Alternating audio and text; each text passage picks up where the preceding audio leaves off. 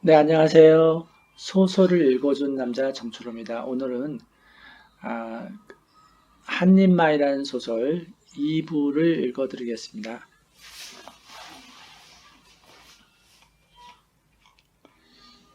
김영이 사망한 후 일주일이 지났다. 하지만 반지하방으로 찾아오는 이는 아무도 없었다. 김영의 가족들이 찾아올 거라는 그의 지축은 여지없이 깨지고 말았다. 유족들에게 연락이 됐으면 찾아오는 게 당연한 거라 생각되는데 그것이 아닌 것인지 아니면 유족들에게 연락이 안 된 건지 아니면 가족이 없는 건지 그는 도대체 뭐가 뭔지 알 도리가 없었다. 그는 마냥 기다리기에 점점 지쳐만 가고 있었다. 여름이라 반 지하방에는 냄새가 더욱더 심해졌다. 그는 우선 청소라도 할 요량으로 반 지하방으로 들어갔다. 그러나 이내 뛰쳐나왔다. 너무 역한 냄새에 잠시라도 서 있기가 힘들었다.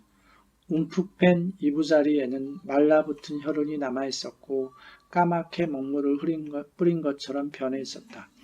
한편에는 소주병들이 흐드러져 있었고 먹다 남은 음식들도 부패를 해서 곰팡이가 하얗게 솜사탕처럼 피어 있었다. 책상에는 약봉지들이 신문지처럼 구겨져 있었다. 그는 나오면서 약봉투를 들고 나왔다. 뭐라고 김영에 대해서 알고 싶었다. 여러 약봉투를 통해서 그는 김영이 우울증과 위장과 간이 안 좋다라는 것을 알 수 있었다. 처음에 그의 집에 올 당시만 하더라도 그렇게 건강이 나빠 보이지 않았는데 무엇이 김영을 그렇게 만들었는지 이해를 할 수가 없었다. 약봉투에는 김정수라는 이름이 적혀 있었다. 그는 이제야 김영의 이름이 김정수라는 것을 알았다. 처음 듣는 이름이었다. 그것을 1년 만에 알아낸 것이었다. 그는 자신의 무관심에 고개를 흔들었다. 그렇다고 따로 이름이 뭐냐고 물어보기가 그랬는데 그렇게 차일피일 미룬 것이 1년이 되어버린 것이었다. 그는 경찰에서 무슨 소식이 올까 기다렸지만 함흥차사였다. 그래서 그가 유족들에게 연락을 해보기로 하였다. 그는 먼저 주민센터를 갔다. 주소와 이름만 가지고 가면 충분히 가족들이 어디 사는지 알 수가 있을 듯 하였다. 주민센터로 가기 위해서는 큰 길까지 나가야 했다. 산 중턱에 있는 그의 집에서 주민센터까지는 20분이 걸렸다. 점심시간이라서 그런지 주민센터 안은 너무나도 조용했다. 등번을 때리는 사람만 한 명 기다리고 있었다. 그는 복지라는 팻말이 놓인 곳에 있는 직원에게 다가갔다. 아무래도 김영이 기초수급자라고 생각했기 때문이었다. 저 실례합니다. 저희 집에 세대로 살던 김정수란 사람이 일주일 전에 사망했습니다. 그래서 유족들에게 연락을 하려는데 어떻게 알 수 있을까요? 죄송합니다, 선생님. 저희도 알 수가 없어요. 경찰서로 가셔야 할 것 같아요. 단발머리의 30대 초반의 여직원이 그를 바라보면서 사무적인 말투로 말을 했다. 제가 처음이라 잘 몰라서 그래요. 주민센터에서 독거사 하시는 분들에게 뭐 지원하는 게 있다고 하던데 그런 게 있나요? 그의 말이 떨어지자마자 직원은 서류를 뒤적거렸다. 네, 김정수 씨라고 하셨죠? 다행히 기초수급자로 등록이 되어 있네요. 일부 장례비가 지자체에서 지원이 됩니다. 신청하시면 될 것 같아요. 아, 그래요? 감사합니다. 그런데 방안을 정리해야 할 텐데 어떻게 하면 좋을까요? 네, 선생님. 먼저 유족들에게 연락을 하셔야 할 것 같아요. 유품들을 유족들에게 돌려줘야 할 것 같아요. 혹시 연락처나 이런 것을 고인이 남기지 않으셨나요? 모르겠어요. 없는 것 같아요. 유서에도 별 내용도 없고요. 방 안에서 연락처 같은 게 있나 좀 더 찾아봐야 할 것 같아요. 네, 선생님, 그렇게 하시는 게 좋을 것 같아요. 그는 유서에 방을 치우란 내용이 있어서 방 정리하는데 문제가 없을 거라 생각했지만 유족들 허락 없이 치운다는 것이 좀 마음에 걸렸다. 아, 그리고요, 선생님, 여기 사랑과 나눔이라는 단체 전화번호 드릴게요. 여기는 고독사 하시는 분들을 도와주시는 분들입니다. 장례를 도와주시는 것 같습니다. 아, 그래요? 감사합니다. 그는 고개를 꾸벅 숙이면서 직원에게 감사의 표시를 했다. 그는 여직원이 주는 명함을 들고 주민센터를 가벼운 마음으로 나갔다. 이것저것 어떻게 하나 고민했는데 뭔가 실마리가 보이는 듯하였다. 지난번에 라디오에서 하루에 5명씩, 5시간에 1명씩 보이지 않는 죽음이 발생한다는 말을 듣고 긴가민가 했는데 사실인 것 같았다. 이제 고독사는 신문에 나올 만한 내용이 아니었다. 그는 터벅터벅 집으로 올라가다 언덕에 리어커를 밀고 가는 노인을 보았다. 리어커 안에는 고물상에 팔기 위하여 모은 박스가 그 노인의 키보다 훨씬 컸다. 한여름이라 땀을 뻘뻘 흘리는 모습이 안타까워서 그가 뒤에서 밀어주자 그 노인은 감사하다며 뒤를 돌아보면서 환한 웃음으로 고개를 숙였다. 그날 김영은 고시원에서 이삿짐을 리어카에 수북히 담고 그의 집으로 이사를 왔다. 아무도 도와준 사람이 없어 혼자서 고시원에서 1시간이나 밀고 온 것이었다. 언덕을 올라가는 모습이 짠해서 그가 달려가서 뒤에서 밀어주자 김영은 너무나도 밝은 미소를 보여주어서 그는 그만 눈물이 나올 뻔하였다. 이삿짐은 많았지만 뭐 하나 쓸만한 물건이 하나도 없었다. 누가 보면 고물상에 팔러 가는 줄 알았을 것이다. 하지만 김영에게는 무언가 특별한 의미가 깃드는 물건이라고 그는 추측했다. 이삿짐이 하나둘 방으로 들어가자 반 지하방은 사람이 사는 방이 되었다. 그 전까지만 하더라도 귀신이 살고 있는 집이라고 믿을 만큼 스산한 분위기를 자아내었다. 사장님, 여러모로 감사했습니다. 너무나도 고마워하는 김영의 모습에 그는 오히려 더 고마웠다. 누군가에게 이렇게 고맙다란 말을 듣는 것도 오랜만이었다. 그가 집으로 돌아왔을 때 영주는 주방에서 저녁을 준비하고 있었다. 오랜만에 그녀가 삼겹살을 굽고 있었다. 삼겹살 냄새가 너무나도 나서 그는 김영이 고기 냄새를 맡을까봐 미안했다.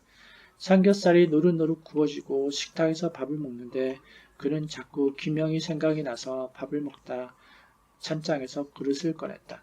여보, 뭐 하세요? 그의 갑작스러운 행동에 그녀가 눈을 크게 뜨고 있었다. 아니, 오늘이 첫날인데 밥 먹을 거리라도 있겠어? 그래서 그녀는 영문을 모르겠다는 표정을 짓다가 이내 알았다는 듯이 밥을 그릇에다 폈다.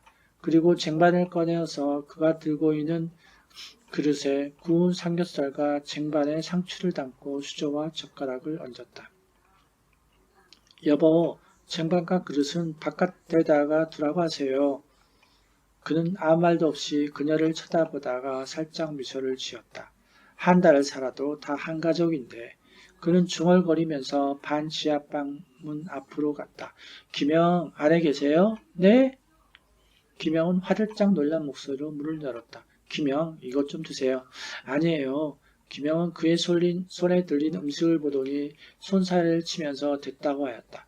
그러나 그가 계속 쟁반을 밀자 마지못해서 꾸벅 인사를 하고 방으로 가지고 들어갔다.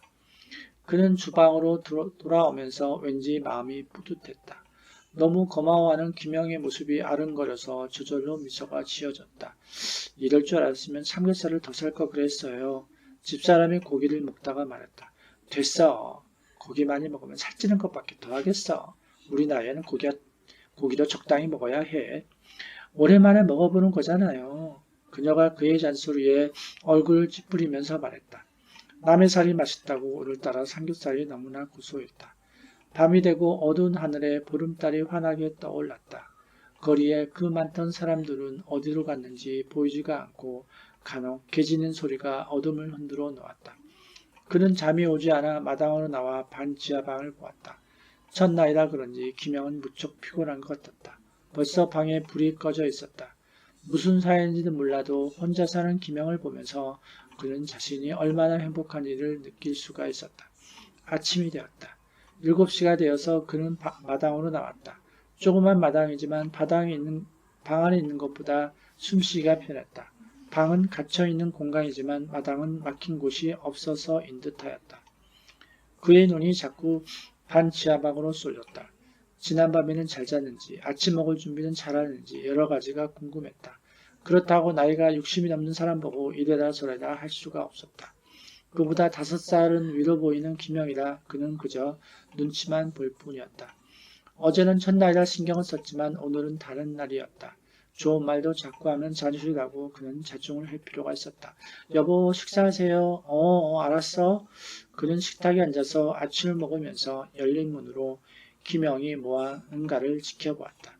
그러나 반지하 방에는 아무런 인기척이 나지가 않았다. 겨울도 아니고 여름이라 연탄가스를 맡은 일도 없지만 첫날 밤이라 김영이 잘 자는지가 궁금했다. 그는 도저히 참을 수가 없어서 급히 숟가락을 놓고 반지하방으로 갔다. 그렇지만 방 앞에서 서성거렸다. 5분쯤 지났어야 그는 문을 두드렸다. 김영 계세요? 그가 문을 더 세게 두들겨도 안에서는 아무런 말이 들리지가 않았다. 그가 문을 열자 문이 열렸다. 그런데 안에는 아무도 있지 않았다.